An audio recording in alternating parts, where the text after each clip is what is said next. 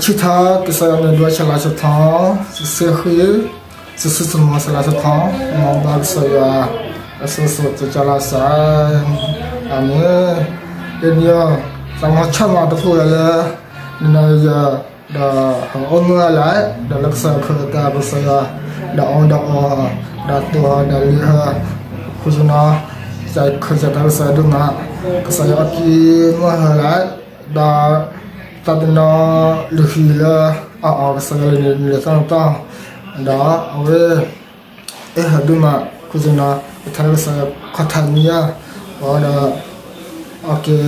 kan nó chờ cùng mà lên cái mà chỉ được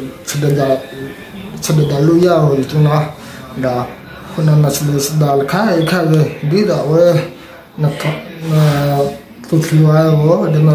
เรามาโว้โอเคดัทุกท่าโอเคเอาอย่างก็ใส่ละดาก็ถ่ายก็ใส่ก็ถ่ายว่าถ่ายโอ้ยเลยก็ใส่บอลก็ทำอะไรใจเราไม่เว้บอลก็ทำอะไรเข้าเลยตัวผู้ใหญ่ดาก็ทำเลยใจก็ทำเนี่ยเลยอาศัยสุดเลยเคยเลยครั้งเราก็ถ่ายเนาะคุณน่ะฮัดาเราเรื่องตอนเรื่องฮัดาเราเรื่องน่ะตะพูดท่าเว้ยเรื่องน่ะตะพูดที่อย่าเรื่องน่ะชอบการตายเขาชอบเราคุณน่ะฮัดาก็สามร้อยคุณน่ะก็ใส่เหรอดูมั้ยคุณน่ะเว้ยดีแต่เว้ยนึกว่าท่านเราเขาทันยาว